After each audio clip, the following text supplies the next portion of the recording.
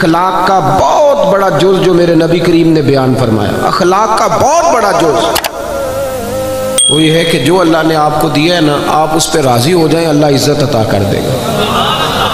دو لفظوں میں نبی پاک علیہ السلام نے بات کو سمیٹا۔ ایک صحابی نے کہا تو حضور عزت کیا ہے؟ فرمایا جو رب نے تجھے دیا اس پہ راضی ہو جا تو عزت دار ہو جائے گا۔ عرض کی حضور ذلت کیا ہے؟ فرمایا لالچ نہ کرنا ورنہ ذلیل ہو جائے گا۔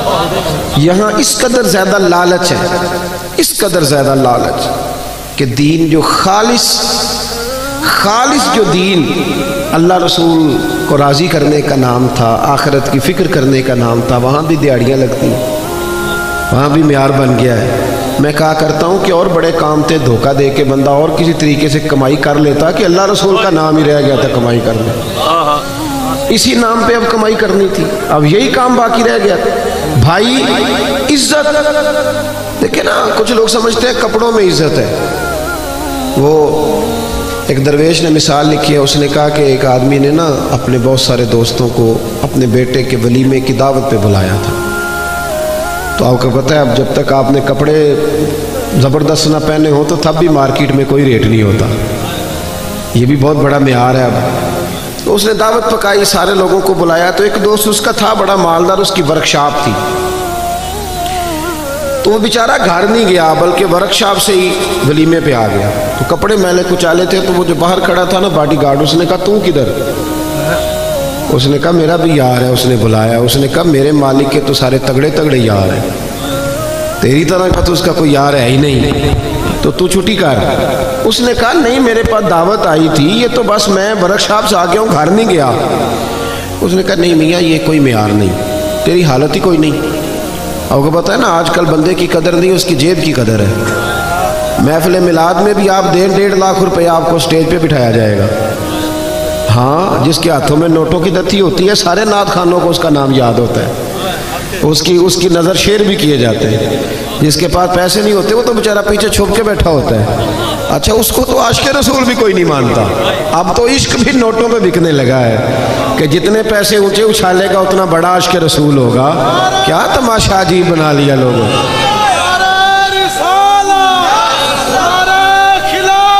سنیں جی، اللہ آپ کو جزا دے، اللہ آپ کو سنیں میری بات۔ تو وہ بندہ نا بیچارہ فیکٹری سے سیدھا ورکشاپ سے ہی آ گیا، اس نے کونا داخل ہونے دیا، کہا بھاگ جا، میرے جو مالک ہیں ان کے تو مالدار لوگ دوست ہیں، تو کدھر سے آ گیا؟ اس کو بڑا غصہ چڑھا، وہ گھر گیا، کاٹن کا سوٹ پہنا، اچکن شچکن پہنی، اچھی طرح تیاری کر کے آیا، تو اس نے گھسنے دیا۔ اس نے کہا نہیں اب ٹھیک ہے، آپ کا حق بنتا ہے۔ وہ جب اندر گیا تو اس نے ڈونگا منگایا سالن کا اور اپنے کپڑے سالن میں ڈبونے شروع کر دیے، کبھی ویس کو ڈبوتا، کبھی کرتا ڈبوتا، کبھی بازو ڈبو۔ اس نے کہا یہ کیا کر رہے ہو؟ کہنے لگا میری دعوت تو نہیں، دعوت تو کپڑوں کی ہے، کیونکہ میں تو پہلے بھی آیا تھا، مجھے کسی نے گھسنے ہی نہیں دیا۔ یعنی معیار کپڑے بن گئے، معیار گاڑی بن گئی، یہ عزت ہے، یہ وقار ہے ہمارا، یہ وقار ہے۔ یعنی پیر صاحب کے آستانے میں بھی جس کے ہاتھوں میں شاپر زیادہ ہو اس کو ذرا آگے جگہ ملتی ہے، اور جو بیچارہ غریب ہو اس کو کہتے ہیں تو جمعرات والے دن سویرے 8 بجے آنا، اس دن ذرا میری نظر زیادہ سولی ہوتی ہے، تیرے اوپر کرم کی نظر ہوگی۔ یہ معیار ہے، یہ طریقہ ہے۔ لو سنو معیار کیا ہے۔ صاحب طبقات نے لکھا، صاحب اسد الغابہ نے لکھا، حضرت عمر کا زمانہ، اللہ تعالیٰ نے بہت زیادہ مال دیا مسلمانوں کو۔ حضرت حضور اکرم علیہ السلام کے زمانہ ظاہری میں بھی اسلام پر غربت رہی، حضرت ابوبکر صدیق کے زمانے میں بھی غربت رہی، حضرت عمر کے زمانے میں بڑا مال آیا اور لوگوں کو مال ملا۔ میں نے ایک مضمون لکھا تھا، کبھی شاید اس عنوان پر میری کوئی گفتگو بھی کہیں موجود ہو۔ میں نے کہا تھا کہ فقیری وہ نہیں ہوتی کہ بندے کی جیب میں کچھ نہ ہو تو فقیر ہے، فقیر ہوتا ہی وہ ہے جو بادشاہی میں فقیری کرے، جو بادشاہی میں فقیری کرے نا، سارا کچھ ہو پھر بھی فقیر ہو، وہ فقیر ہوتا ہے۔ حضرت عمر کے زمانے میں نا بڑا مال آیا، ظاہری اسباب بھی اللہ نے بڑے دیے، بڑے اسباب۔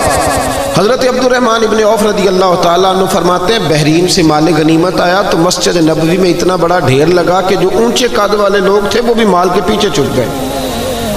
بدری صحابہ کو 50 ہزار دینار ملے۔ کتنے جی؟ اللہ تعالیٰ فضل فرمائے، 50 ہزار دینار، سمجھے کروڑوں روپیہ ملا۔ حضرت عمر کو بھی ملے، لیکن حضرت عمر کے صاحبزادے فرماتے ہیں کہ مسجد سے وہ نکلے اور گھر جانے تک انہوں نے 50,000 سارے غریبوں میں بانٹ دیا۔ صحابہ نے مسجد میں بیٹھ گئے، میری توجہ سے بات سننا، صحابہ مسجد میں بیٹھ گئے، کہنے لگے یار اتنے ملکوں کے وزیر آتے ہیں، سفیر آتے ہیں، پر عمر فاروق کی طامت وہی پھٹی ہوئی، کرتا وہی پیوند والا، عجیب آدمی ہے، اب تو اللہ نے آسانی بھی دی ہے، کرتا ہی بدل لے۔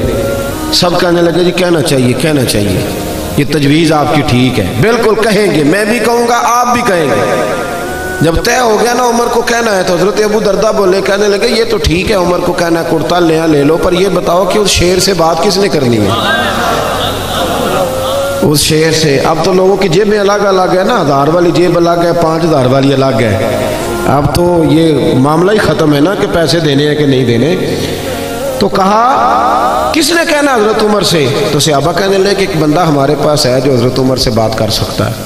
کہا وہ کون؟ کہنے لگے مولا علی شیر خدا، حضرت علی۔ اور ان لوگوں کا آپس میں بڑا پیار تھا، اشداء علی الکفار رحماء بینہم، کافروں پہ سخت تھے، آپس میں تو بڑے ہی رحم دل تھے، پیار تھا۔ اور جب قرآن کہتا ہے آپس میں رحم دل تھے تو پھر ہم قرآن کی مانیں گے کسی غیر کی نہیں مانیں گے۔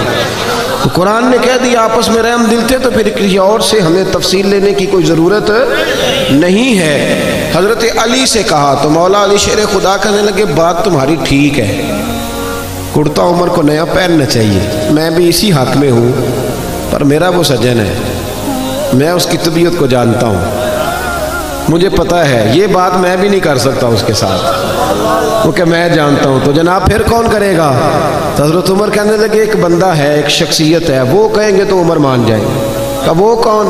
کہ ام المومنین سیدہ عائشہ صدیقہ رضی اللہ تعالی عنہا، وہ مومنوں کی ماں ہے، ہر ایک کے لیے قابل احترام ہے، وہ کہیں گی تو عمر مان دیں گے۔ جناب عمر کسی کی پرواہ نہیں کرتے تھے، کسرا کے بادشاہ نے وقت مانگا تو فرمایا جاؤ دوڑ جاؤ، ٹائم کوئی نہیں۔ لیکن سیدہ عائشہ کے پاس لوگوں نے جا کے کہا کہ یہ بات ہے، عمر کو کہنا کرتا نیا پہنے۔ جب جا کے کہا نا، اماں جی نے کہا عمر سے بات کر لیتے ہیں، بلاؤ نا ذرا عمر کو۔ حضرت عمر کو پیغام گیا تو دوڑے ہوئے آئے، پردے کے پیچھے اتحیات میں بیٹھ گئے، آنکھوں میں آنسو۔ اماں جی میں نے دیر تو نہیں کر دی؟ اماں جی میں نے کوئی حکم ماننے میں دیر تو نہیں کی؟ کہا نہیں وقت پہ آ گئے ہو۔ اماں جی کیا حکم تھا؟ جناب فاروق اعظم رضی اللہ تعالیٰ عنہ کے پوچھنے پر سیدہ فرمانے لگی اب تو کئی ملکوں کے وزیر سفیر آتے اور اللہ نے آسانی بھی دے دی ہے، تو عمر کرتا بدل ہی لے، سب لوگوں کی خواہش ہے۔ جب سیدہ نے کہا تو فرماتی ہے میں نے پوری بات عمر کو سمجھائی، پر قربان جاؤں فاروق اعظم رضی اللہ تعالیٰ سنتے رہے۔ جب میں خاموش ہوئی تو کہا اماں جی مجھے بھی اجازت ہے کہ جملہ کہنے کی؟ کہا عمر اجازت ہے۔ تو جناب عمر رو پڑے، کہنے لگے میرے لیے ضروری ہے آپ کی بات ماننا، آپ جیسے کہیں گی میں مان لوں گا، پر مجھے اسی طرح کے کرتے پہنائیے گا جس طرح کے میں رسول پاک کے دور میں پہنا کرتا، اور میں انہی طریقوں پہ چلنا چاہتا ہوں جن پہ ابو بکر صدیق چلے۔ اماں جی میں سمجھتا ہوں کہ میری عزت کرتے میں نہیں، میری عزت تو محمد عربی کی غلامی میں ہے، آپ مہربانی فرمائیں۔ کہتی ہیں وہ جناب عمر کی بات میرا کلیجہ چیر گئی اور میں نے رونا شروع کر دیا، میں رونے لگی اور میں نے کہا عمر آپ جائیے، بات صحابہ کی بھی ٹھیک تھی، پر جہاں آپ کھڑے ہیں نا سب سے بہترین کھڑے ہیں، آپ جائیے۔ میرے بھائی کپڑوں میں عزت رہ گئی، گاڑیوں میں عزت رہ گئی، دولتوں میں عزت رہ گئی، اور میرے بھائی دولت میں بڑی عزت ہوتی تو سب سے زیادہ دولت سیدہ فاطمہ الزہرا کے گھر میں پڑی ہوتی۔ اگر مال بڑا شاندار ہوتا نا، بڑا ضروری ہوتا تو سب سے زیادہ امام حسن اور حسین کی تجوریوں میں ہوتا، لیکن میرے نبی نے تو ہاتھ اٹھا کے دعا مانگی کہ اللہ میرے اہل بیت کو ضرورت کے مطابق روزی دینا۔ حضور نے آپ کہیں ثابت کریں کہ نبی کریم نے کہا یا اللہ میرے بچوں کو زیادہ مال دے؟ حضور نے تو کہا اللہ ضرورت کے مطابق دے، ضرورت کے مطابق۔ کتنے لوگ بیٹھے ہیں مجمع میں اور سب کا دعویٰ ہے کہ ہم بڑے غریب ہیں، بڑے مجبور ہیں، لیکن کسی کی بیٹی بھی اتنا کام نہیں کرتی کہ ہاتھوں پہ چھالے پڑ جائے، پر میرے مصطفیٰ کی بیٹی نے اتنا کام کیا ہے۔ سیدہ فاطمہ کے بارے میں صحیح بخاری میں ہے کہ حاضر ہو کے چھالے دکھائے، یا رسول اللہ کام کر کر کے چھالے پڑ گئے، اگر ایک غلام مل جائے تو کام کاج میں ہاتھ، یہ بھی حضور کا میلاد ہے، اسے بھی ذرا سمجھو۔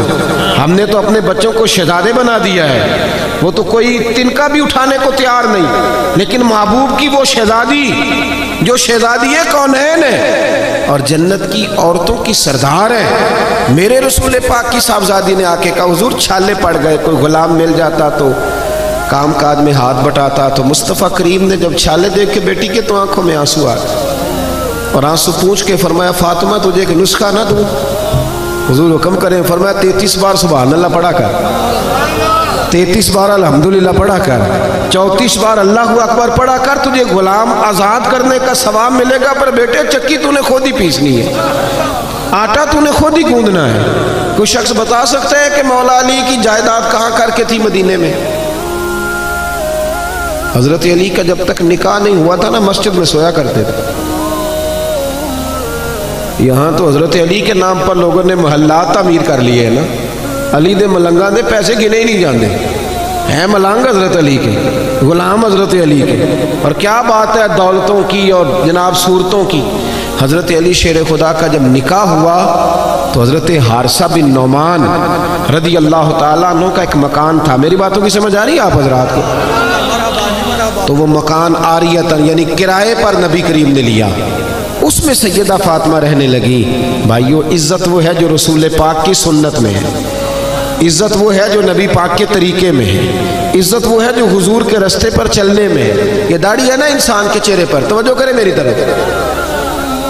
نبی پاک نے فرمایا جب میرا غلام سفید داڑھی لے کے قبر میں جاتا ہے نا، دیکھو حضور کی سنت کی عزت۔ میرا عنوان یہ ہے کہ کی محمد سے وفا تو نے تو ہم تیرے ہیں، اور یہ جہاں چیز ہے کیا لوح و قلم۔ اس شعر کا مطلب پتہ کیا ہے؟ کی محمد سے وفا تو نے تو ہم، اس کا کیا مطلب ہے؟ یہ اقبال کا نا کلام ہے، پہلے انہوں نے شکوہ لکھا تھا، پھر جواب شکوہ، اور جواب شکوہ میں وہ یہ کہتے ہیں کہ یہ نا اللہ کی طرف سے مجھے الہام ہو رہا ہے، یعنی میرے دل میں باتیں آ رہی ہیں اللہ کی طرف سے۔ تو ان میں آخری بات گوئے اقبال کہتے ہیں کہ عالم تصورات میں اللہ نے مجھ سے کہا ہے، عالم تصورات میں رب نے کہا ہے کی محمد سے وفا تو نے تو ہم تیرے۔ اللہ فرماتا ہے اگر محبوب کا غلام بنے گا تو پھر میں تجھ سے محبت کروں گا، یعنی وہی والی آیت جو میں نے پڑھی یحببکم اللہ، اور فرمایا یہ جہاں چیز ہے کیا۔ شعر ساری زندگی سنتے ہیں نا، سمجھتے نہیں نا جی۔ لوح و قلم، قلم سے نصیب لکھے جاتے ہیں، قلم سے لوح محفوظ پر نصیب لکھے جاتے ہیں۔ تو اللہ فرماتے ہیں اگر نبی پاک سے وفا کرو گے نا تو نصیب نہیں لکھوں گا، قلم ہی تمہیں دے دوں گا، جس طرح کا دل کرے اپنا نصیب لکھ لینا۔ لوح و قلم، میں تجھے قلم دے دوں گا نا تو اپنی مرضی سے لکھ لینا، تو لکھ لینا، رب تجھے عطا کر دے گا۔ یحببکم اللہ، اللہ خود تم سے محبت فرمائے گا، اللہ تم سے محبت کرے گا۔ یہ جو سفید داڑھی والا مومن قبر میں جاتا ہے نا تو ترمذی کی حدیث ہے، نبی کریم نے فرمایا جب سفید داڑھی والا مومن قبر میں جاتا ہے تو اللہ فرشتوں سے فرماتا ہے اسے عذاب نہ دینا۔ یا اللہ کیوں؟ فرمایا دیکھتے نہیں میرے نبی کی سنت وہ بھی سفید لے کے آ گیا۔ تو جب حضور کے طریقے پہ ہم چلتے ہیں، نبی پاک کے وفادار ہوتے ہیں، پھر اللہ اعزاز دیتا ہے، اللہ شان دیتا ہے۔ اور جن لوگوں نے نبی کریم کی غلامی کی نا انہیں بلایا نہیں گیا، یہ مت سمجھیے گا کہ ظاہری طور پر پیسے کوئی نہیں تھے تو ان کا حال ہی کوئی نہیں تھا۔ توجہ ہے نا میری بات پر؟ جن لوگوں نے پہلے قربانیاں دی نا، پہلے حضرت سیدہ خدیجہ الکبریٰ رضی اللہ تعالی عنہ۔ میں نا بڑی سادی سادی باتیں کرنے کا قائل ہوں، مجھے تو یہی نہیں سمجھ آئی کہ آپ نے میرا انتخاب کیسے کر لیا۔ میں آپ کے پرانے خطباء کے اشتہار پہ نام دیکھ رہا تھا تو میں کہہ رہا تھا کہ وہ کہاں اور میں کہاں۔ اتنے پرجوش تقریریں سننے کے بعد آپ نے اتنا ٹھنڈا آدمی بلا لیا ہے جو نہ یہ کہہ سکتا ہے کہ ہاتھ کھڑے کرو، نہ یہ کہہ سکتا ہے کہ نعرہ لگاؤ، نہ یہ طبیعت ہے کہ سبحان اللہ کہو، یہ مزاج ہی نہیں۔ تو میری تو بات وہ بندے سمجھتے ہیں جو بالکل بیچارے چپ کر کے مجھے دیکھتے نہیں اور میں انہیں دیکھتا ہوں، مجھے تو ان کی سمجھ آتی ہے۔ باہر کیف اللہ تعالیٰ خیر کرے، کچھ خواہش ہے میری کہ میں آپ سے بات کر سکوں۔ میں پریشان تھا یہاں جو میں ماحول دیکھ رہا تھا نا، میں سوچ رہا تھا کہ میں کیسے بات کروں گا، اتنا سادہ آدمی۔ لیکن نا کچھ لوگ شعلہ بیان ہوتے ہیں، کچھ پیدل چلنے والے ہوتے ہیں، تو وہ شعلہ بیانوں میں جب کوئی پیدل چلنے والا آتا ہے تو اس بیچارے کو کئی جگہ پہ نا روڑے بھی تنگ کرتے ہیں۔ تو آپ تھوڑی سی میرے ساتھ محبت فرمائیں، میں نے لمبی بات نہیں کرنی، لیکن جتنی کرنی ہے انشاءاللہ وہ آپ کر کے جانی ہے۔ آج ہو گیا ہو وہ آپ کر کے جانی ہے، آپ میری بات پہ غور کریں۔ حضرت خدیجہ الکبریٰ نے نا نبی پاک سے بڑی محبت کی، بڑی غلامی کی۔ جب شہرت ہوتی ہے تو یار بڑے ہوتے ہیں، اور جب انسان غربتوں میں، پریشانیوں میں، مجبوریوں میں گھرا ہوتا ہے تو پوچھنے والا بھی کوئی نہیں ہوتا۔ وہ تیری آنکھوں یا سنگ ملامت کی چبھن، کون پہنچا ہے میرے درد کی گہرائی تک؟ دور شہرت میں تو یاروں نے کیا یاد بہت، ساتھ آیا نہ کوئی کوچہ رسوائی تک۔ اور ایک درویش ہوئے کشمیر کے میاں محمد بخش صاحب، وہ فرمایا کرتے تھے ساری عمر ہی آٹا گد ہے، لکھاں کیتے نہیں پیڑے، تو جدوں وقت آیا ہی محمد بخشا کوئی نہیں ہو بیٹھا نیڑے۔ غریبی کے دنوں میں لوگ قریب، کوئی بندہ نہیں قریب آتا۔ حضرت ختیجہ اس وقت حضور کی بارگاہ میں آئیں جب دین پر غربت تھی، اور عام بی بی نہیں تھی، مکے کی ملکہ تھی۔ ملکہ سارا زمانہ جن کی غلامی کرتا ہے، وہ حضور کی بارگاہ میں آئیں۔ اور سنگیو دیکھو، جب وفا کا رشتہ ہوتا ہے اس کا رنگ تھوڑا الگ ہوتا ہے۔ جب آپ اس طرح وفا کرتے ہیں نا کہ سامنے والا کرے گا تو میں نے کرنی ہے، تو یہ تو لالچ ہے۔ وفا تو یہ ہے کہ تو کر نہ کر، میں نے کرنی ہے، یہ اصل وفا۔ حضرت ختیجہ آئیں حضور کی بارگاہ میں، تو اتنا مال تھا، فرماتی ہیں 20 نوکرانیاں تھیں میرے گھر میں کام کرنے والی۔ اور پھر بخاری مسلم میں موجود ہے کہ ایک وقت وہ بھی آیا کہ سیدہ ختیجہ الکبریٰ خود کھانا پکا کے نکلی اور کچے باورچی خانے میں روٹی پکائی، اور آپ کے کرتے کو نا 10 پیوند لگے ہوئے۔ جس بی بی کے گھر میں 20 کنیز آئیں، دیکھیں نا، آدمی غریب سے امیر ہو جائے تو کام چل جاتا ہے، اور امیر سے غریب ہو جائے مشکل بڑھتی۔ حضرت ختیجہ الکبریٰ رضی اللہ تعالیٰ عنہ نے 20 نوکرانیاں دیکھی۔ پھر حال یہ ہوا کہ اماں جی کے اپنے کپڑوں پر پیبند لگا ہوا ہے، اور جناب سیدہ ختیجہ الکبریٰ جب باورچی خانے سے کھانا لے کے حضور کی بارگاہ تک پہنچی نا، یہ پیغام میرا بیٹیوں کو، بہنوں کو دینا جا کے کہ جب بی بی خاوند کے لیے کھانا پکا کے نکلتی ہے تو رب اس بات کو پسند کتنا کرتا ہے، اس کو صرف دنیا نہ سمجھنا، اس کا درجہ کیا ہے۔ حضرت ختیجہ جب نکلی اور حضور کی بارگاہ تک آئی تو نبی کریم نے فرمایا ختیجہ تیرے آنے سے پہلے جبریل آ گئے، اور وہ آ کے عرض کر رہے ہیں یا رسول اللہ، رب فرماتا ہے ختیجہ کھانا لے کے آ رہی ہے، اور جب وہ کھانا لے کے آ جائے نا تو ختیجہ کو اس کے رب کا سلام دے دیجئے گا۔ اتنا ہے۔ پھر حضرت ختیجہ نے وصال فرمایا، اور دکھوں کا ماحول تھا جب وہ دنیا سے گئی۔ حضرت عائشہ صدیقہ کہتی ہیں جس کو میں نے نبی کریم کو ہر روز یاد کرتے دیکھا نا، وہ سیدہ ختیجہ تھی۔ ہر وقت حضور یاد کرتے، اٹھتے بیٹھتے ذکر کرتے۔ ایک دن اللہ کے محبوب گھر میں گوشت لائے، یہ لفظ امام یوسف صالحی میں لکھے، حضور گھر میں گوشت لائے، سیدہ عائشہ کو دیا، فرمایا عائشہ یہ گوشت پکاؤ۔ جناب عائشہ کہتے ہیں گوشت صاف کرنے لگی تو حضور نے فرمایا شوربہ ذرا زیادہ کرنا۔ میں نے کہا حضور کیوں، مہمانوں نے آنا ہے؟ تو حضور فرمانے لگے نہیں، مجھے پتہ چلا مدینے میں ختیجہ کی کچھ سہیلیاں آئی ہیں، ان کو بھی تھوڑا گوشت بھیجنا ہے، تو ذرا زیادہ شوربہ کرنا۔ جناب عائشہ صدیقہ کہتی ہیں ہمیشہ حضور ذکر کرتے تھے، تو آج میں نے کہا ایک بات کر نہ دوں؟ کہتی ہے نظر میری نیچے تھی، میں نے کہا حضور اللہ نے آپ کو جوان اور خوبصورت بیویاں دی ہیں، وہ تو عمر میں 15 سال بڑی تھی، اور حضور رنگ بھی اتنا گورا نہیں تھا، تو جوان اور خوبصورت بیویاں ملی ہیں، پر آپ تو سیدہ ختیجہ کا ذکر ہر وقت کرتے رہتے، ہر وقت۔ جناب عائشہ کہتی ہے میں نے جملہ کہا تو حضور خاموش ہو گئے۔ اب میں ڈری، میں نظر نہیں اٹھاتی کہ خدا خیر کرے۔ کہتی ہے اچانک میری نظر اٹھی تو میں نے دیکھا مصطفیٰ کریم کی آنکھوں میں آنسو اور جلال۔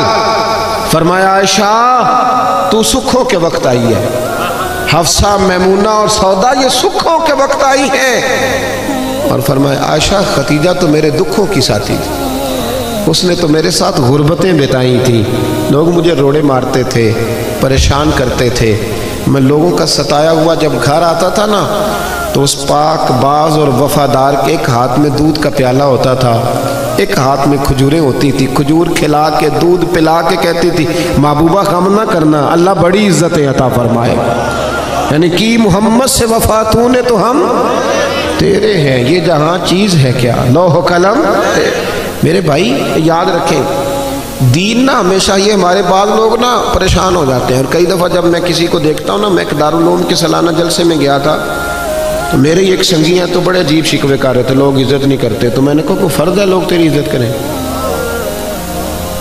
لوگ علماء کی عزت نہیں کرتے، میں نے کہا میرے خیال میں تو بہت ہی زیادہ کرتے، اور اگر کوئی نہیں بھی کرتا کسی وجہ سے تو وہ منت تھوڑی کر دی ہے کہ ہماری عزت کرو. عزت نہ مانگ کے لی جاتی ہے نہ چھین کے لی جاتی ہے. اور کچھ ضروری ہے قوم عزت کرے. عالم کی یہ عزت کم ہے کہ نبی کریم علیہ السلام نے فرمایا جب مومن طالب علم گھر سے پڑھنے کے لیے نکلتا ہے نا، ابھی نکلا ہے، پڑھا نہیں، مدرسے نہیں گیا، ابھی گھر سے نکلتا ہے، اللہ کے معصوم فرشتے اس کے پیروں کے نیچے اپنے پر بچھا دیتے ہیں. لیکن پروں کو دیکھ کے اتنے راضی نہیں نہ ہوتے. راضی تبھی ہوتے ہیں جب گلے میں نوٹوں کا ہار پڑے. یہ کوئی ضروری ہے کہ اسی چکر میں پڑے رہنا؟ آپ اس طرح بھی تو توجہ کریں نا، تھوڑا نیچے بھی جھکے. بھائی معیار دین جو ہے نا، دین جھوٹ موٹ کا بھی کوئی دین پہ عمل کرنے لگ جائے تو اس کی بھی موجیں لگ جاتی. اللہ کرے آپ کو سمجھ آئے. یہ جھوٹ موٹ کے جو لوگ ہیں وہ بھی پجاروں میں نہیں گھومتے. یہ جو اللہ خیر کرے عاشق رسول نعت خواں میں ملے ہوئے ہیں، جو عشاء پڑھ کے آتے ہیں اور فجر سے پہلے پہلے واپس چلے جاتے ہیں. کوئی پتہ نہیں کیا ماحول ہے. ساری زندگی ہو گئی حضور سے عشق کرتے پر داڑھی نصیب نہیں ہوئی. یعنی کس قسم کا عشق ہے؟ جو عشق تو ہے اور سنت نہیں رسول اللہ کی. یہ ساری زندگی بیت گئی اور نصیب نہیں ہوئی. اب تو خیر پیر بھی بہت سارے مارکیٹ میں آ گئے. مولوی صاحب کی تھوڑی سی چھوٹی ہو تو ان کے پیچھے نماز نہیں ہوتی، تو پیر کی چھوٹی ہو تو بیعت ہو جاتی ہے. لیکن ہمارا معیار ہے نا جی، مولوی صاحب کی مسجد سے چھٹی ہو جاتی ہے، پیر صاحب کو کون نکال سکتا ہے گدی نشینی؟ جرت ہے کسی کی؟ اب تو پیروں کے بچوں کو لوگ شہزادے کہنے لگے ہیں. تو میں نے کہا اس کے ابے کو بادشاہ کہا کریں پھر، کیونکہ شہزادے تو بادشاہوں کے ہوتے ہیں. عجیب معیار بن گیا نا، اس کو بدلیں. فقیری اور چیز کا نام، فقیری تو رسول اللہ کی غلامی کا نام ہے. اورنگزیب عالمگیر کے بارے میں اعلیٰ حضرت فاضل بریلوی رحمۃ اللہ لکھا ہے کہ اورنگزیب عالمگیر ایک دن بیٹھے تھے تو ایک بہروپی آ گیا. آ کے کہنے لگا بادشاہ میں روپ بدل کے دکھاؤں گا، اگر آپ مجھے نہ پہچان سکے تو میں آپ سے انعام لوں گا. اورنگزیب کہنے لگے کہ میں کوئی ایسے ویسے ہی حکمران ہوں. ہمارے پاکستان کے حکمران تو کہتے ہیں مجھے تو سویرے پتہ چلا ہے کہ ملک میں کیا ہو رہا ہے. ہندی سویرے آنکھ کھلی ہے تو پتہ چلا ہے. نہ ادھر ادھر کی تو بات کر، یہ بتا کہ قافلہ کیوں لٹا. مجھے رہزنوں سے غرض نہیں، تیری راہبری کا سوال ہے. کہتا جی مجھے سویرے پتہ چلا ہے. تو اتنا نابینا تھا تو تجھے آنے کی کیا ضرورت تھی؟ ہوش کرنا بھائی، اب تو حکمران ہے، تو خیال کر، معیار کو سمجھ. اورنگزیب سے بہروپیہ کہنے لگا روپ بدل کے دکھاؤں گا، اگر آپ نہ پہچان سکے تو انعام لوں گا. تو بادشاہ کہنے لگا تو زور لگا لے جتنا ہے، ایسا کوئی بہروپیہ ہے ہی نہیں جو مجھے دھوکہ دے سکے. ملا جیون کے شاگرد تھے نا اورنگزیب عالمگیر، صاحب تفسیرات احمدیہ کے. تو بادشاہ نے نا ایک دن کوئی ٹیچر بھرتی کرنے تھے تو وہ بھی آ گیا بڑی ساری ٹوپی پہن کے، جس طرح جناح کیپ نہیں ہوتی آج کل، تو بڑی ساری ٹوپی پہن کے نا تو وہ بھی پہنچ گیا. ہاتھ میں چھڑی پکڑی ہے اور ویسٹ کو ٹچ کر بڑا اچھا تیار ہو کے آیا. بادشاہ سب ٹیچروں کے انٹرویو کر رہے تھے. جب اس کی باری آئی نا تو بادشاہ نے 10 روپے دیے. کہنے لگا یہ تیرا آنے جانے کا کرایہ ہے، میں نے تجھے پہچان لیا ہے، چل دوڑ جا. اس نے کہا بھی تو واقعی بڑا سیاح ہے. کچھ دنوں کے بعد نا بادشاہ نے کہا کہ میں نے سپاہی بھرتی کرنے، تو یہ بھی آ گیا. کو 2-3 مہینے کے بعد مونچھیں ذرا بڑی کر لی اور بال تھوڑے بڑھا لیے، سمجھ لیں کوئی اینک وینک لگا لی، روح بدل کے آیا. بادشاہ کے سامنے بہت سارے لوگ کھڑے ہوئے. جب اس کی باری آئی تو بادشاہ نے 10 روپے دیے. کہا میاں جا کوئی اور چکر چلا کے آ. بادشاہ جب سفر پہ جایا کرتے تو فقیر آیا کرتے تھے مانگنے والے. 2-4 مہینے کے بعد بادشاہ نکلا سیر کے لیے جانا تھا تو فقیر آ گئے. اس نے بھی نا منہ پہ سیاہی مال لی، کپڑے پھاڑ لیے، ہاتھوں میں کاسا لے لیا. بادشاہ نے باقیوں کو 5-5 دیے، اس کی باری آئی تو 10 دیے. کہا میاں یہ تیرا کرایہ آنے جانے کا، میں نے تجھے پہچان لی. اعلیٰ حضرت رحمۃ اللہ لکھا ہے اس کو. 2 سال بیت گئے بہروپیے کو روپ بدلتے، لیکن جب بھی وہ روپ بدل کے آتا بادشاہ پہچان لیتا. ایک دن بادشاہ جہاد کے لیے جا رہا تھا ہندوؤں کے ساتھ، ایک ریاست سے ٹکرانا تھا. ہزاروں کا لشکر اس کے ساتھ فوج کا. گرمی بڑی سخت تھی. بادشاہ ایک گلی سے گزر رہا تھا، ایک روڈ سے گزر رہا تھا. اس نے دیکھا کہ ایک بہت پہاڑی ہے، اوپر لوگ چڑھ بھی رہے ہیں اتر بھی رہے ہیں. تو اس کے دل میں خیال آیا کہ ادھر کیا ہے. ایک آدمی سے پوچھا یہاں کیا ہے. اس نے کہا جی وہاں نا اوپر ایک درویش بابا بیٹھے ہیں، لوگ اس سے دم کراتے ہیں، دعا کراتے ہیں، اللہ اللہ کراتے ہیں، نیک آدمی ہے. تو پرانے سارے لوگ اللہ والوں کو ماننے والے ہوتے ہیں. بادشاہ کہنے لگا میں بھی اچھے کام جا رہا ہوں، چلو میں بھی دعا کرا رہا ہوں۔ اب بادشاہ لوگ نازک مزاج ہوتے ہیں، آپ کو پتہ ہے۔ بڑی مشکل سے پہاڑی پہ چڑھا، اوپر گیا تو لائن لگی ہوئی تھی۔ کہا میں اورنگزیب، اس نے کہا جی ہمارا بابا امیر غریب کا فرق نہیں کرتا، ملنا ہے تو لائن میں لگ جاؤ۔ اورنگزیب لائن میں لگ گیا، 50 آدمی تھے، تھک گیا، دھوپ بڑی سخت تھی، نمبر آیا، اتحیات کی حالت میں بابا جی کے پاس بیٹھا، ہاتھ چومے، کہا حضور میں جہاد کے لیے جا رہا ہوں۔ بابا جی نے دعا کی، اچھا جبہ پہنا ہے، داڑھی رکھی ہے، پگڑی باندھی ہے، دعا کی، نصیحتیں فرمائی، اور پھر فرمایا آخر پہ کہ اگر تو جیت گیا تو تکبر نہ کرنا، ہار گیا تو مایوس نہ ہونا، یہ نصیحت کی۔ اورنگزیب کہتے ہیں کہ میں نے چند سکے نہ بطور نذرانہ کے بابا جی کے مصلے کے نیچے رکھے، اور جب میں الٹے قدم اترنے لگا تو بابا جی رومال جھاڑ کے کھڑے ہو گئے، کہنے لگے آج نہیں پہچانا تم نے۔ کوئی نہیں سمجھ آئی آپ کو؟ کہنے لگے آج نہیں پہچانا، آج تو نہیں نہ پہچانا، رکھ میرا انعام بنتا ہے، رکھ ادھر۔ بادشاہ کہنے لگا اللہ تیرا بھلا کرے، تو نے تو تھکا دیا، کہاں چڑھا ہوں کہاں رکا ہوں، پسینہ پیروں تک آ گیا ہے، پر چلو بات بن گئی، تو نے بھائی کمال کر دیا، اورنگزیب کو دھوکہ دیا۔ بہرحال بتا کیا چاہیے؟ بادشاہ نہ سب سے قیمتی ہیرے اپنے تاج میں لگایا کرتے تھے، سب سے قیمتی ہیرے۔ کہنے لگا وہ جو تیرے سر پہ تاج ہے نا، اس کے جو ہیرے ہیں وہ چاہیے، 2 سال ہو گئے محنت کرتے، قیمتی۔ بادشاہ نے اسی وقت تاج اتارا، اس کے پیروں میں رکھا، تو کہنے لگا یہ تو نے مانگا ہے نا منہ سے، میں جہاد سے واپس آتا ہوں تو آنا، میں اپنی مرضی سے بھی دوں گا۔ یہ جملے کہہ کے بادشاہ جب غار سے اترنے لگا تو بہروپیے نے آواز دی، کہنے لگا بادشاہ ذرا سننا۔ بادشاہ نے پلٹ کے دیکھا، کیا ہوا؟ کہنے لگا اپنا تاج لے جا، مجھے ضرورت نہیں رہی۔ اس نے کہا بڑا پاگل ہے تو، 2 سال سے جدوجہد کر رہا ہے، اب کہتا ضرورت نہیں۔ اس نے کہا لے جا، نہیں ضرورت۔ کہا کیا ہوا؟ تھا بہروپیہ پر کھول کے رویا، اتنا رویا کہ چیخے مارنے لگا۔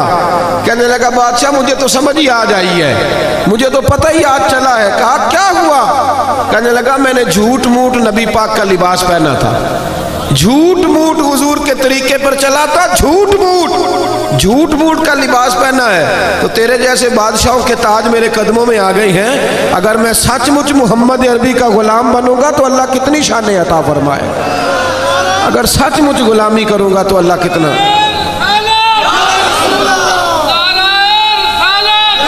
بھائی یہاں تو جنہوں نے جھوٹ موٹ نام لیے ان کی موجیں لگ گئی، تو جو سچ مچ کریں گے بتائیے اللہ کتنی شانیں عطا فرمائے۔ اپنا معیار نہ بدلے کبھی بھی معیار، ہمارا معیار بڑا عجیب ہو گیا ہے، بڑا عجیب معیار ہے، یعنی عجیب رنگ ہے نا ہمارا، کہ خوشی کا موقع ہوا تو شیطان کو دعوت دے لی، بیٹی کی شادی ہوئی تو یرانہ شیطان سے، ڈھول ڈھمکا شور شرابہ، اور جب کوئی مر گیا پھر اللہ رسول سے دوستی، پھر ختم شریف، رب رسول سے دکھوں کا رشتہ۔ جب تجھے شوق آئے اور تیرے اوپر نعمت ہو تو پھر تو غیروں کو دعوت دے، یا تو کرنا کر جرت، پھر کول والے دن بھی بینڈ باجا بجا تیرا پتہ چلے، پھر ایک طرح کا معیار کر، دنیا دکھنا میں نے دنیا رکھنی ہے جی، میرے لوگ کیا کہیں گے، تو لوگ تو کسی کو اچھا کہتے ہی نہیں، پھر کیا تو ساری دنیا داری کر کے ٹھیک ہو گیا ہے؟ صحابہ نے کوئی معیار نہیں بنایا، انہیں پتا تھا کہ مصطفیٰ سے وفا کریں گے تو بچیں گے، رسول اللہ کی غلامی کریں گے تو اس غلامی۔ حضرت سلمان فارسی آپ جانتے ہیں کہ انہوں نے پہلے بہت بڑے رئیس کے بیٹے تھے، پھر حضور کی تلاش میں نکلے تو کہاں رکے، کہاں گزرے، کہاں پہنچے، غلام بن کے مکے اور مدینے میں وقت گزارا، یہودی کے باغ میں مزدوری بھی کی، اور پھر اللہ نے ایسا انعام دیا کہ حضرت عمر کے زمانے میں ایک صوبے کے گورنر بھی بنا دیے گئے، صوبے کے گورنر بنا دیے گئے۔ حضرت سلمان فارسی رضی اللہ تعالیٰ عنہ جب گورنر تھے تو کئی ملکوں کے وزیر سفیر آپ سے ملنے آئے۔ یہاں تو میں نے عجیب رنگ دیکھا ہے، ہمارا نعت خاں بھی ولیمے والے دن وہ کنگھی کر لیتا ہے الٹی سیدھی، اب اس کا عشق بھی محفل پہ رہتا ہے، اللہ ماشاءاللہ۔ اور میں نے دیکھا ہے کہ جب دنیا داروں کی محفل ہوتی ہے تو بہت سارے دیندانوں کے رنگ بھی بدلے ہوئے ہوتے ہیں، یعنی ٹوپیاں، امامیں، دستاریں، یہ ساری چیزیں صرف نا اب اس طرح ہے جس طرح کوئی لباس پہن لو تو آ جاؤ، بعد میں چھٹی، یہ تو معیار مسلمان کا نہیں نا۔ رسول اللہ کا غلام تو ہر جگہ رسول اللہ کا غلام ہی ہوتا ہے، یہ تو نہیں نا کہ یہاں وہ نبی پاک کا غلام ہے اور جب شادی میں جائے گا تو پھر کس کا ہے جی؟ یہ تو دو رنگی چھوڑ کے یک رنگ ہو جا، سراسر موم ہو جا یا سنگ ہو جا۔ حضرت سلمان فارسی بیٹھے تھے، آپ کو پتہ ہے جب نیا نیا لوگوں کے پاس پیسے آتا ہے نا تو پھر ان کے حالات بدل جاتے ہیں، پھر بچے بھی کہتے ہیں ابا جی اب دور بدل گیا، اب دور میں ایک شادی میں جا رہا تھا تو میرے آگے آگے باپ بیٹا چل رہے تھے، تو بچہ اپنے ابا جی سے کہتا ہے ابا جی اتھے ان جا کے نا تو میٹھے چولاں تے سالن پا کے نہ کھایا جی۔ میرا پیار تھا اس بچے سے تو میں نے اس کو روکا، میں نے کہا بیٹے اصل میں نا تیرے ابے نے سیانا ہونا تھا پر تو ذرا دیر سے پیدا ہوا، اگر ابا جی سے پہلے آ جاتا تو تیرا ابا سیانا ہو جاتا، اب تو آیا دیر سے۔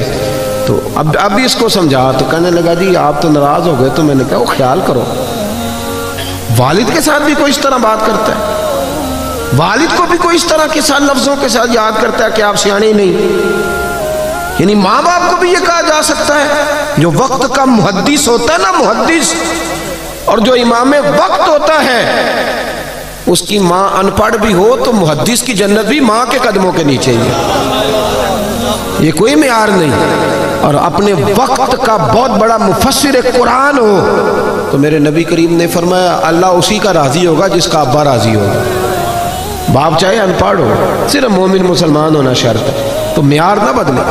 حضرت سلمان فارسی بیٹھے تھے، کھانا لگا ہوا تھا دسترخوان پہ، حضور علیہ السلام نے فرمایا ہے کہ جب تم دسترخوان پہ روٹی کھاؤ تو کوئی لقمہ دسترخوان پہ گر جائے تو اٹھا کے کھا لو، اللہ تمہاری بخشش فرما دے گا۔ تو اب کئی وزیر سفیر آئے ہوئے تھے، اب تو دسترخوان رہے نہیں، آپ کو پتہ ہے اب تو ڈائننگ ٹیبل ہے اور اب تو معیار بالکل بدل گیا، تو دسترخوان پر بیٹھے تھے سب لوگ، ایک لقمہ حضرت سلمان فارسی کے ہاتھ سے دسترخوان پر گر گیا، آپ نے پہلے وہ لقمہ اٹھایا، پھر دسترخوان پہ انگلی پھیر کے نا اس کو چاٹنے لگے، تو قریب ایک صحابی کان میں کہنے لگے حضور ٹھہر دیں، یہ لوگ کیا کہیں گے، ان کو جا لینے دیں، اس کے بعد کر لیجئے گا، ان کو نہیں پتا ابھی ہمارے معیار کا۔ کان میں بات کی تھی، چاہیے تھا حضرت سلمان فارسی بھی کان میں جواب دیتے، پر وہ تو جذباتی ہو گئے، فرمانے لگے کیا کہا تم نے، یہ لوگ کیا کہیں گے؟ فرمایا ان 4 دنیا داروں کے لیے میں اپنے نبی کا طریقہ چھوڑ دوں، ان 4 دنیا داروں کے لیے رسول اللہ کا طریقہ چھوڑ دوں؟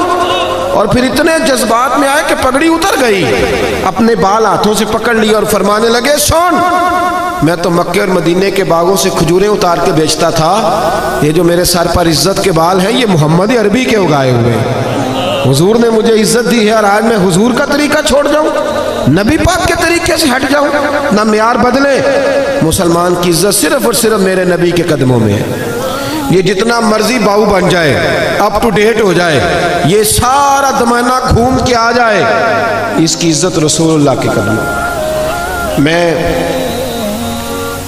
ملک سے باہر گیا تو آپ کو پتہ ہے ہمارے جو باہر لوگ ہیں تو وہ بڑا بڑا رنگ دکھاتے ہیں، وہ پکی سڑکیں دیکھ کے پریشان ہو جاتے ہیں کہ ان کی سڑکیں بڑی پکی ہیں، تو مجھے بھی انہوں نے بڑے بڑے ٹھنڈے ٹھنڈے شہر دکھائے، بڑا کچھ ہوا، مجھے بہت سارے وہاں کے شہر دیکھنے کا موقع میسر آیا، تو واپسی پہ جو میرے میزبان تھے وہ مجھے کہنے لگے آپ کو ہمارا ملک کیسا لگا؟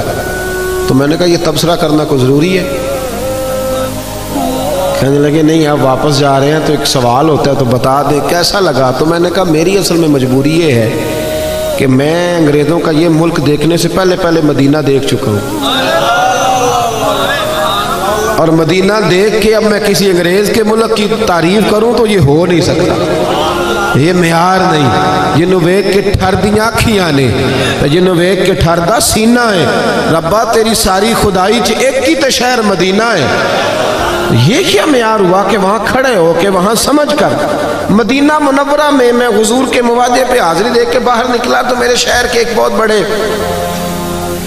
سیاسی آدمی تھے، مجھے مل گئے، پیر صاحب السلام علیکم۔ وعلیکم السلام۔ تو کہنے لگے آپ بڑی گھٹن والی زندگی گزار رہے ہیں، کسی بڑے آدمی کے پاس نہیں جاتے، تو آپ کو لے نہ جائیں ذرا اسلام آباد کی؟ تو میں نے کہا جی مجھے بھی آپ کی بھی کوئی سمجھ نہیں آئی کہ جس بندے کو سب سے بڑی بارگاہ میں کھڑے ہونے کا موقع مل جائے پھر وہ چھوٹا ہی ہے نا کہ چھوٹے چھوٹے لوگوں کے پاس جا کے منتیں کرتا پھرے۔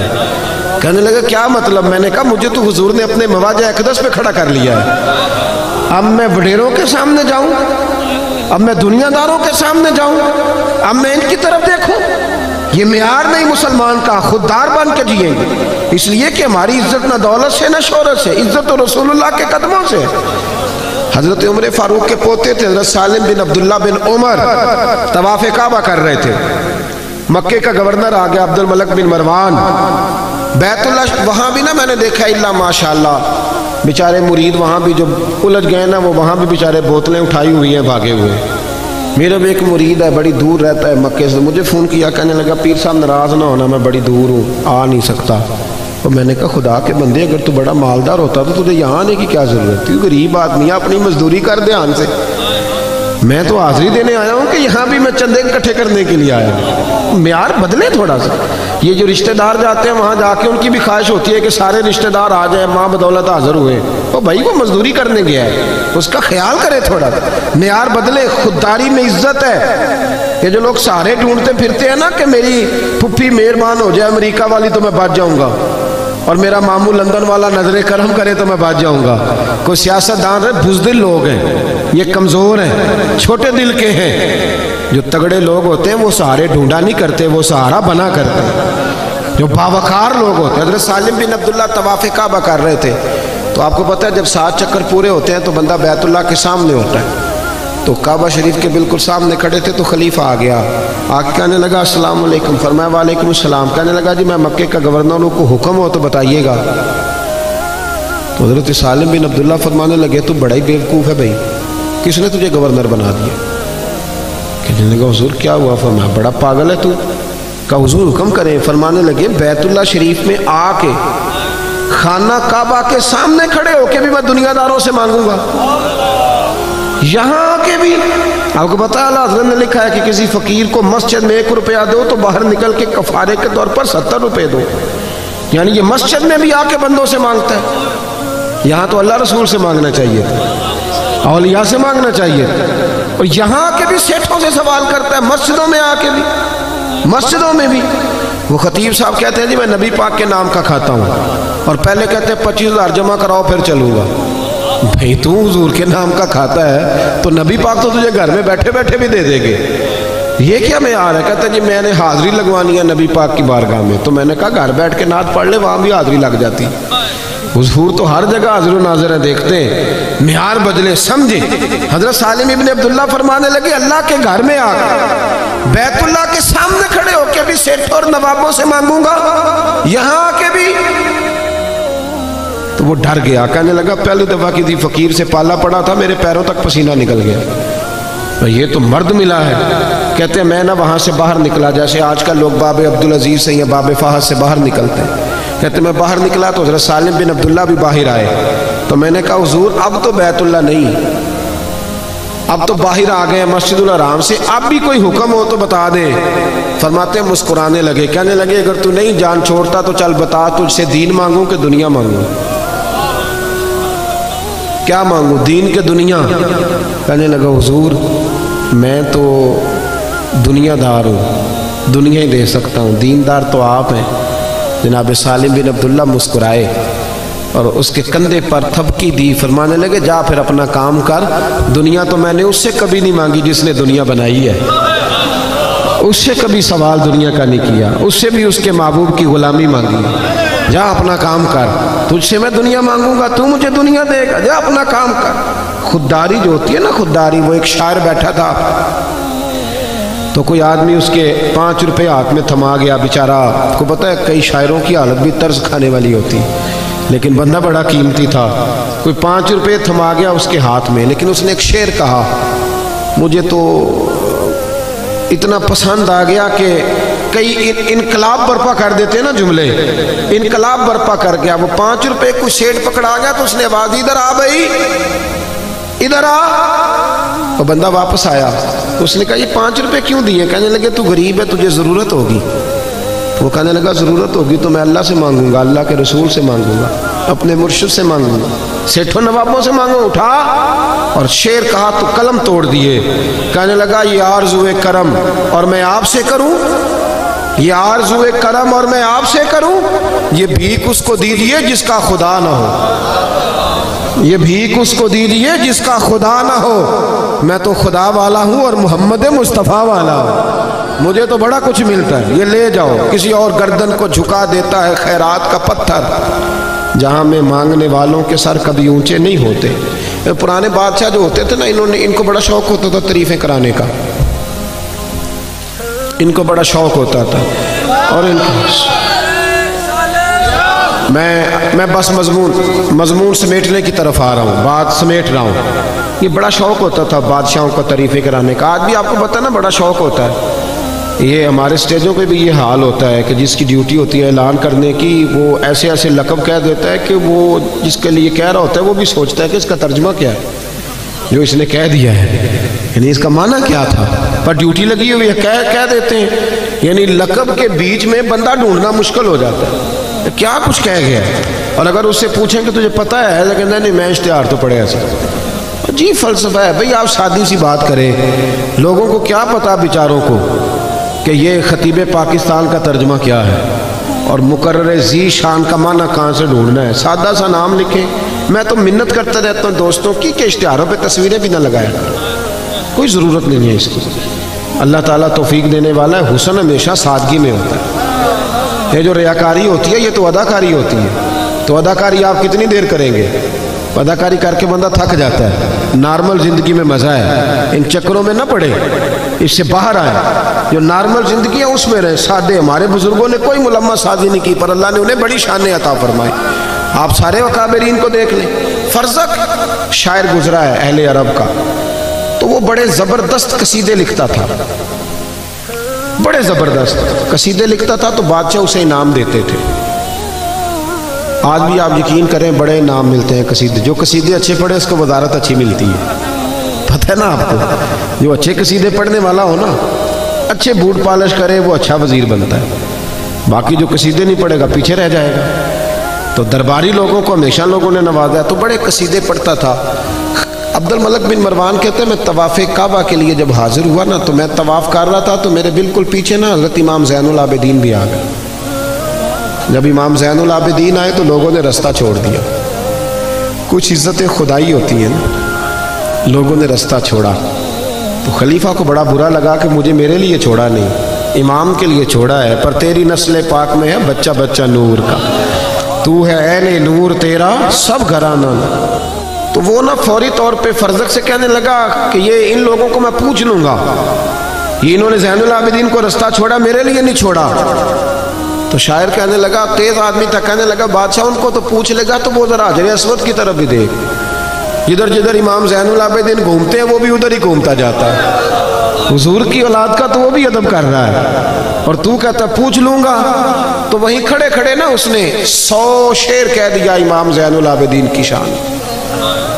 بڑا زبردست شاعر تھا نا. جو فی البدی اہل زبان لوگ ہوتے ہیں وہ کمال کر دیتے ہیں. قصیدہ کا تو 100 شعر وہیں پہ تھوڑی کی دیر میں اس نے اتنے شعر کہہ دیے. بادشاہ کو برا لگا. اس نے بعد میں کوئی بہانہ بنایا. اپنے مخالفین پہ تو پرچے بندہ کٹوا ہی لیتا ہے نا بعد میں اقتدار میں آ جائے.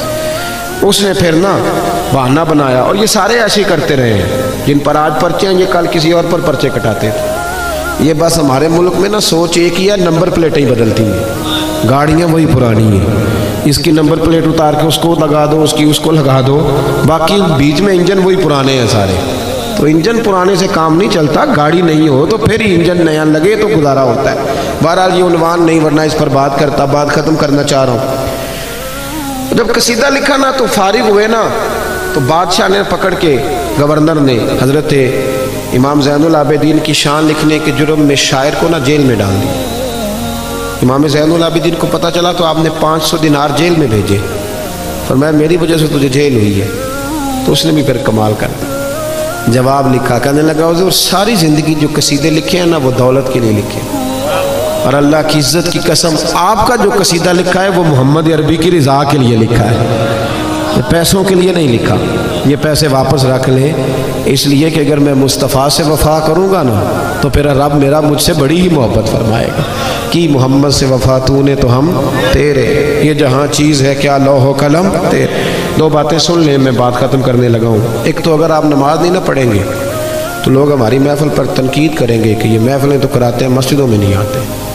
آپ کا دل کرتا ہے تنقید ہو تو تسی بولتے ہی نہیں، تو پتہ نہیں توڑا کی پروگرام ہے. پڑھیں گے صبح کی نماز جماعت کے ساتھ. جنہوں نے عشاء نہیں پڑھی وہ جلدی سے پڑھ لیں.